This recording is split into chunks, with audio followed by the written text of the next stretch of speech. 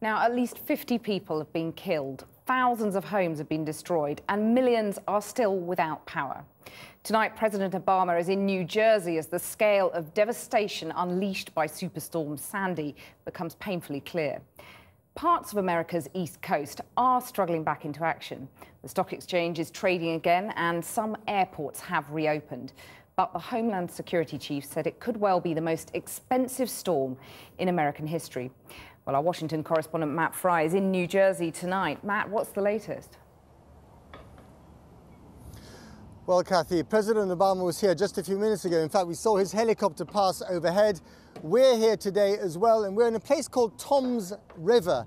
Now, this is a very small community that you won't have heard of before, but this was pretty close to the eye of the storm. As you can see behind me, the furniture and much else was rearranged by Sandy, and the community today is very focused on the cleanup, which is one hell of a job, I have to say. Mercifully, there were very few casualties here, but the damage in terms of cost to businesses, to homes, is enormous. We took a little trip up the coast today to see exactly how bad it was. Atlantic City, the Las Vegas of the East Coast.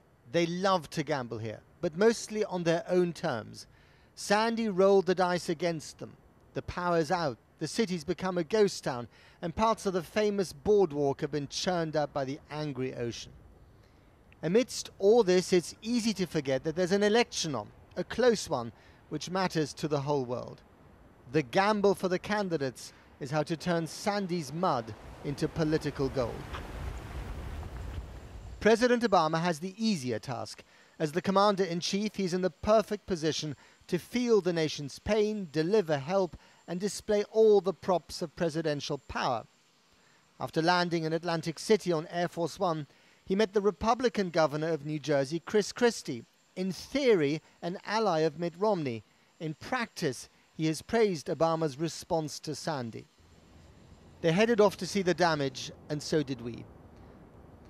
Up the road at Tom's Landing, the politician's gamble posed by Sandy becomes obvious when we meet Anthony, a car dealer from northern New Jersey who is picking through the guts of his beach house. So when you see the commander-in-chief turning up, as he will do later today in your community, feeling your pain, talking to people, does that impress you? Yes, it does. It does? Yeah, that does impress, absolutely. Enough to sway your vote? Yes, it does. Absolutely it does. It is enough to sway my vote. Absolutely. So this is if I like what I hear from him, he's got my vote. So it really depends on what he says today in this community. Exactly. Exactly. And if he says what I want to hear, he's got my vote. On the next block, Blanche was lucky, but not exactly in a mood to talk politics. Here's the next problem posed by Sandy. Turnout could be low if voters like her are too preoccupied to make it to the polls. Are you going to vote? I don't know whether or not if I get out of here. So politics is the last thing on your mind, huh, at the moment? That's the furthest from my mind, believe me.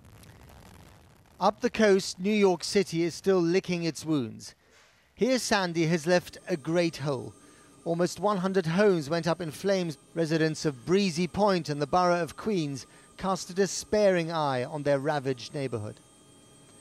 As the waters rose, some residents were trapped and had to be plucked to safety by helicopters. Others were less fortunate. 5 died here on Staten Island. The death toll across the eastern seaboard has risen to 50. And amid the destruction, the search for life continues, with the most basic means at times. Shovels used as oars. Anything will do. 7.5 million homes and businesses across a dozen states are still without power.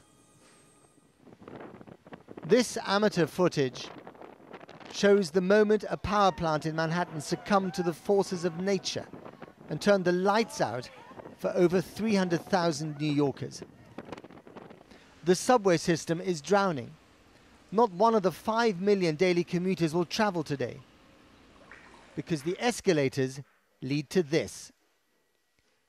Surveillance pictures show the storm surge gushing down the platform and into the Long Island Railway tunnel. Work has begun, pumping this water back to where it belongs. At LaGuardia Airport, trucks hose the water back into the Sound. Back in New Jersey, the president's helicopters are making their way up the coast. It's how the people below perceive his response to Sandy that could determine whether he gets to stay in the White House for another 4 years. Who would have thought? So spare a thought for Mitt Romney, if you will, the Republican candidate. Here he was just a week ago with some real momentum in the polls, especially after his performance in the presidential debates. And now this campaign has been virtually put on ice by Sandy. And it's very hard for both candidates, but especially for Romney, who can only really use words as he tries to get to the White House, to steer his campaign from something very negative, which is what it's been for the last year, to something a bit more positive about President Obama. So here he was in Florida today, swing state of Florida, talking about the disaster, and not once was he being nasty about Barack Obama. Listen. We're going through trauma in a major part of the country, a kind of trauma you've experienced here in Florida more than once. And it's interesting to see how people come together in a circumstance like this. We've seen folks from all over the country step forward and offer contributions. You see up on our screens, way to give to the Red Cross. People are doing that all over America. Well, of course, he's going to see how people come together, but also we're all going to see how people come together in the polls, crucially, next Tuesday. Now, when you cover a disaster like this, you get two perspectives. One is from the ground, and you saw that earlier from us today, and the other one is from the air that gives you a real sense of the panoramic scope of the suffering visited upon this community by Hurricane Sandy. And who better to do that than Jon Snow in a helicopter?